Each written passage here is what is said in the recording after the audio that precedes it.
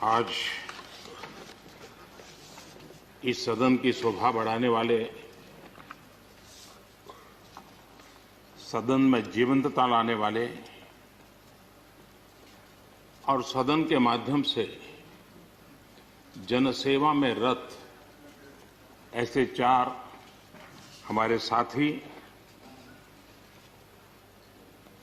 उनका कार्यकाल पूर्ण होने के कारण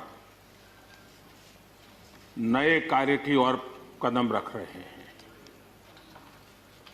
श्रीमान गुलाम नबी आजाद जी, श्रीमान शमशेर सिंह जी, मीर मोहम्मद फैयाज जी, नाजिर अहमद जी, मैं आप चारों महानुभावों को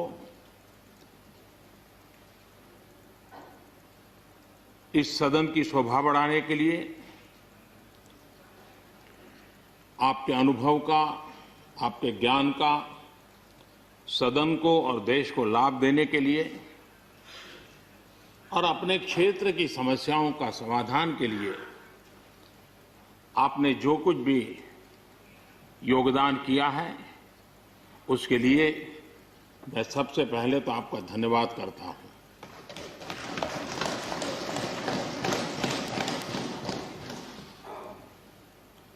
मीर मोहम्मद जी और नाजिर अहमद जी, ये दोनों ऐसे साथी, सदन में शायद उनकी तरफ बहुत कम लोगों का ध्यान गया होगा, लेकिन कोई भी सत्र ऐसा नहीं होगा कि जिनके साथ मुझे मेरी चैम्बर में बैठ करके अलग अलग विषयों पर सुनने का, समझने का मौका न मिला। इवन कश्मीर की भी बारीकियां जब उनके साथ बैठता था, कभी कभी तो वो परिवार के साथ भी आते थे, इतने अनेक पहलू मेरे सामने रखते थे, वो मेरे लिए भी बड़ा एनलाइटनिंग रहता था। तो मैं हमारे इन दोनों साथियों का, जो मेरे साथ व्यक्तिगत रूप से नाता रहा और जो जानकारियां मुझे वो मिलती थी, मैं उसके लिए उनका हृदय से आभार भी व्यक्त करता हूं। और मुझे विश्वास है कि उनका कमिटमेंट और उनकी क्षमता, ये दोनों देश के लिए और विशेष करके जम्मू कश्मीर के लिए काम आएगी। देश की एकता, देश के सुख शांति वैभव को बढ़ाने में काम आएगी, जब मुझे पूरा विश्वास है। हमारे एक साथी शमशेर सिंह जी, अब तो याद भी नहीं रहा कितने सालों से मैं उनके साथ काम करता रहा हूं, क्योंकि मैं संगठन की दुनिया में का इंसान रहा, इसी क्षेत्र में मैं काम करता था। कई वर्षों तक जम्मू कश्मीर में भी काम करने का मौका मिला। तो मेरे साथी कार्यकर्ता के रूप में कभी एक स्कूटर पर ट्रैवल करने का मौका मिलता था। बहुत छोटी आयु में जो इमरजेंसी में जेल में गए, उसमें शमशेर सिंह जी थे। और इस सदन में शमशेर जी की उपस्थिति 96% है। ये अपने आप में, यानी जो दायित्व जनता ने उनको दिया, उसको बिल्कुल 100% निभाने का प्रयास। मृदुभाषी हैं, सरल है, और मुझे विश्वास है कि जम्मू कश्मीर से रिटायर होने वाले चार आदरणीय सदस्यों के लिए उनके जीवन का यह कार्यकाल सबसे उत्तम कार्यकाल है, क्योंकि इतिहास ने एक नई करवट बदली है और जिसके वो साक्षी बने हैं, सहयात्री बने हैं। ये उनके जीवन की बहुत बड़ी घटना है।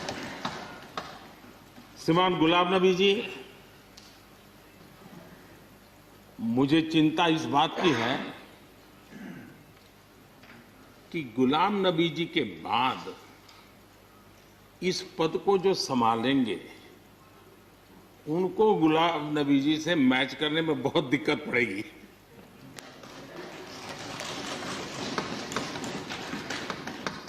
क्योंकि गुलाम नबी जी अपने दल की चिंता करते थे, लेकिन देश की और सदन की भी उतनी ही चिंता करते थे। ये छोटी बात नहीं है जी, ये बहुत बड़ी बात है जी। वरना अपोजिशन के लीडर के रूप में अपना दबदबा पैदा करना, ये सब मोह किसी को भी हो सकता है, लेकिन उन्होंने सदन से, मैं शरद पवार जी को भी इसी कैटेगरी में रखता हूं, वे सदन की और देश की चिंता को प्रायोरिटी देने वाले नेताओं में से रहे। गुलाम नबी जी ने बखूबी इस काम को निभाया है। मुझे याद है इस कोरोना काल में मैं एक फ्लोर लीडर्स की मीटिंग कर रहा था, तो उसी दिन गुलाम नबी जी का फोन आया कि मोदी जी, ये तो ठीक है आप करते हैं, लेकिन आप एक काम कीजिए, सभी पार्टी लीडर्स की मीटिंग जरूर बुलाइए। मुझे अच्छा लगा कि उन्होंने पार्टी लीडर्स के साथ, सभी पार्टी अध्यक्षों के साथ बैठने का मुझे सुझाव दिया, और मैंने उस मीटिंग को किया भी। वो गुलाम नबी जी के सुझाव पर किया था, और मुझे कहने में, यानी इस प्रकार का संपर्क, और उसका मूल कारण है कि उनको दोनों तरफ का अनुभव रहा है, सत्ता दल का भी और विपक्ष का। 28 साल कार्यकाल, ये अपने आप में बहुत बड़ी बात होती है जी। बहुत साल पहले की बात है, शायद अटल जी की सरकार होगी, मुझे याद नहीं रहा। मैं यहां सदन में किसी काम से आया था, मैं तो तब राजनीति में नहीं था, ये इलेक्टोरल पॉलिटिक्स में नहीं था, मैं संगठन का काम करता था। तो मैं और गुलाम नबी जी ऐसे ही लॉबी में गप्पे मार रहे थे। अब जैसा पत्रकारों का स्वभाव रहता है, बराबर नजर लगाए बैठे थे कि ये दोनों का मेल कैसे हो सकता है। हम हंसी खुशी से बातें कर रहे थे, तो हम जैसे ही निकले तो पत्रकारों ने घेर लिया। गुलाम नबी जी ने बहुत बढ़िया जवाब दिया था। वो जवाब हम लोगों के लिए बहुत काम आने वाला है। उन्होंने कहा, भाई देखिए, आप लोग हमको अखबारों में या टीवी माध्यमों में या पब्लिक मीटिंग में लड़ते झगड़ के देखते हो, लेकिन सचमुच में इस छत के नीचे हम जैसे एक परिवार का वातावरण कहीं नहीं होता है। इतनी हमारी आत्महत्या होती है, इतने सुख दुख होते हैं। ये जो स्पिरिट है, वो स्पिरिट अपने आप में बहुत बड़ी बात होती है। गुलाम नबी जी का एक शौक शायद बहुत कम लोगों को पता होगा, और कभी उनके साथ बैठोगे तो बताएंगे। हम सरकारी बंगलों में रहते हैं, तो बंगले की दीवारें, अपना सोफा सेट, उसी के आसपास हमारा दिमाग रहता है। लेकिन गुलाम नबी जी ने उस बंगले में जो बगीचा बनाया है, यानी एक प्रकार से कश्मीर की घाटी की याद दिला दे, ऐसा बगीचा बनाया है।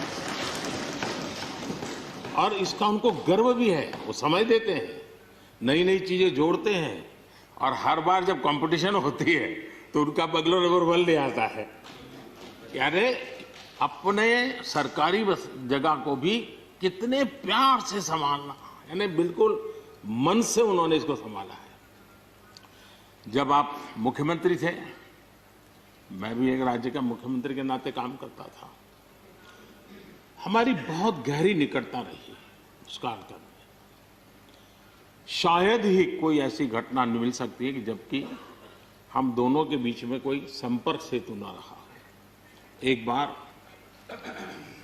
गुजरात के यात्री, क्योंकि जम्मू कश्मीर में जाने वाले टूरिस्ट में गुजरात बहुत बड़ा नंबर रहता है, और टेररिस्टों ने पर हमला कर दिया। करीब 8 लोग शायद मारे गए। सबसे पहले गुलाम नबी जी का मुझे फोन आया।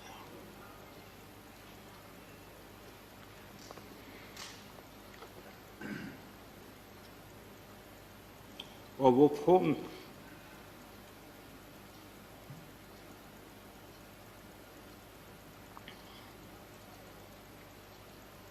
सिर्फ सूचना देने का नहीं था,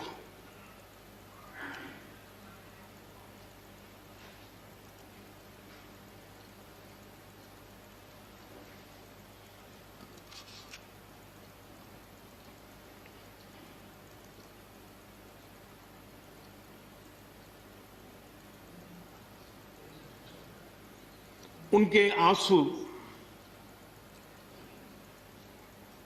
रुक नहीं रहे थे। फोन पे उस समय प्रणब मुखर्जी साहब डिफेंस मिनिस्टर थे। मैंने उनको फोन किया, मैंने कहा साहब अगर फोर्स का हवाई जहाज मिल जाए डेड बॉडी को लाने के लिए। रात देर हो गई थी। प्रणब मुखर्जी साहब ने कहा आप चिंता मत कीजिए, मैं करता हूं व्यवस्था। लेकिन रात में फिर गुलाम नबी जी का फोन आया। वे एयरपोर्ट थे।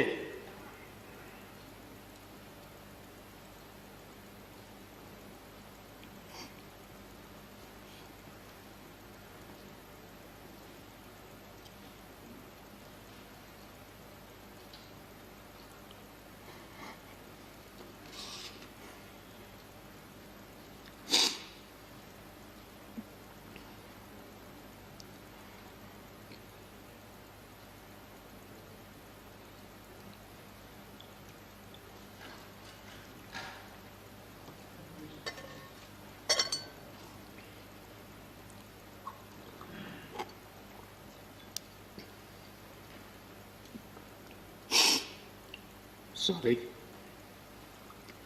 उस रात को एयरपोर्ट से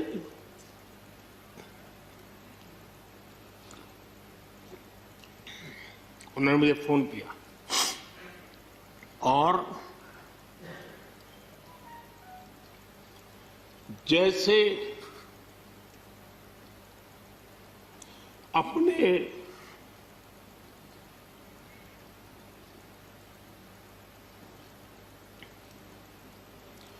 परिवार के सदस्य की चिंता करें,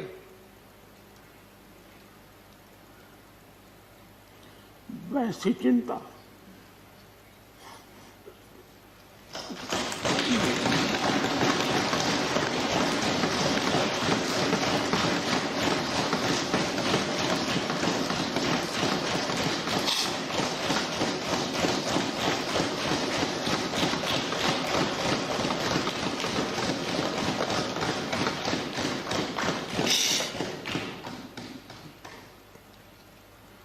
पद, सत्ता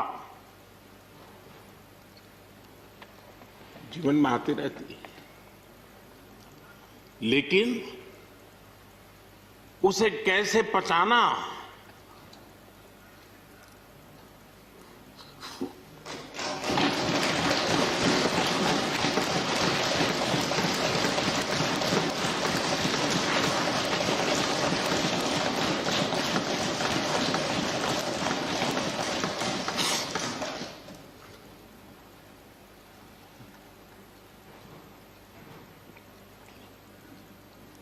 मेरे लिए बड़ा भावुक पल था।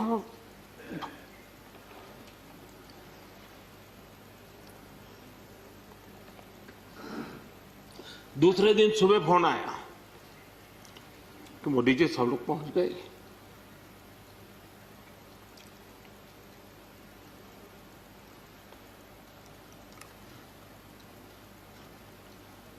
इसलिए एक मित्र के रूप में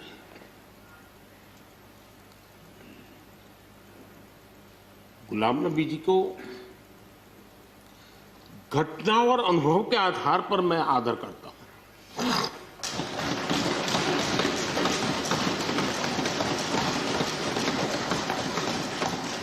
और मुझे पूरा विश्वास है कि उनकी सौम्यता, उनकी नम्रता, इस देश के लिए कुछ कर गुजरने की उनकी कामना, वो कभी उनको चैन से बैठने नहीं देगी।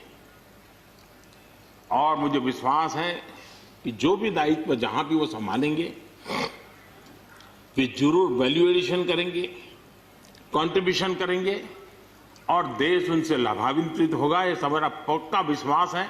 मैं फिर एक बार उनकी सेवाओं के लिए आदरपूर्वक धन्यवाद करता हूं